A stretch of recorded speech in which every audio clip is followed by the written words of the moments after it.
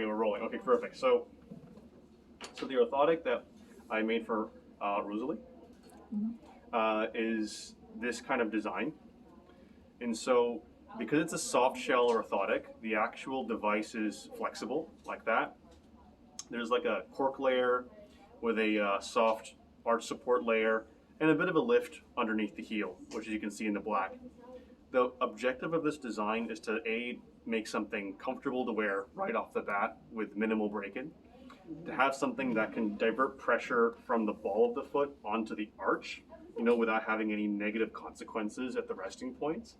And obviously have something that we can see if there's any wounds or any issues in terms of her skin disruption. It should show up on this top layer. And the top layer is actually a friction kind of resistant material that we typically use for the insides of braces or orthotics and people who are like diabetic or have nerve related problems. And so we want to avoid any pressure spots from building up, right? And obviously if there's any kind of like wounds, we can see it really clearly on this guy.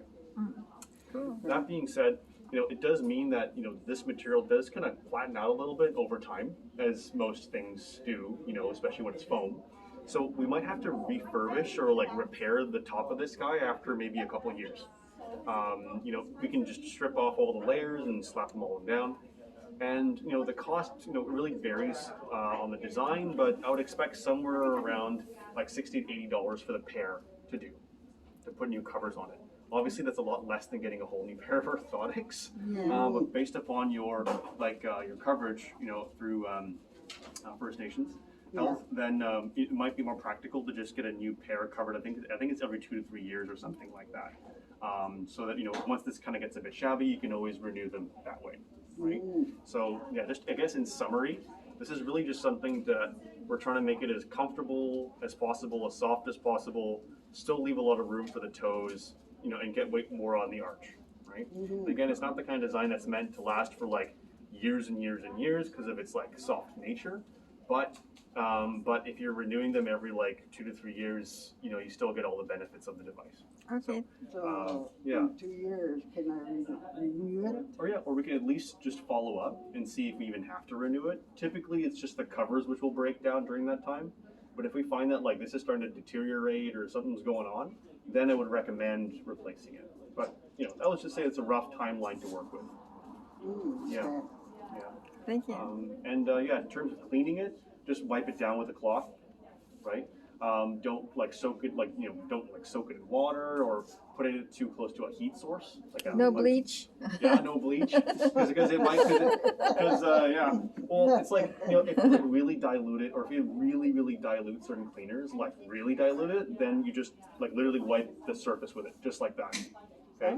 Any kind of harsh cleaners, high heat might cause the glue to come apart or the materials to become a bit, not so great.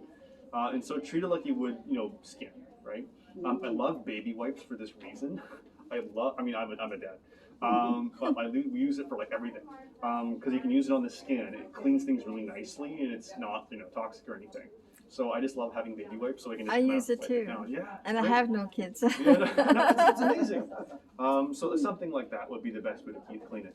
But if it's been like a nice day, it's hot, you're sweating a little bit or whatever, just make sure you take it out, just leave it out in the open to dry, so it kind of dries out. You don't get the moisture stuck in there over a long period. If I get a pair of sandals, can I put that in there too? Well, it depends upon the sandal actually. Some sandals like Birkenstocks have arch supports built into them, and so it's not really compatible. There are sandals that have removable liners that basically like a shoe, where you can put stuff like this in. So you might have to look into those options, right? Because this orthotic has quite a bit of thickness to it, like not all sandals or even some shoes will be able to fit this well, right? Like that's why I like this shoe so much, because it can fit an orthotic like this pretty easily, right? So that's why I recommend either going to the Right Shoe down the street or Lady Sport on 4th and Collingwood, just so that they can maybe find a sandal for you that is compatible with something like this. Okay, thank you. I'm going to turn this on. Shoes like that.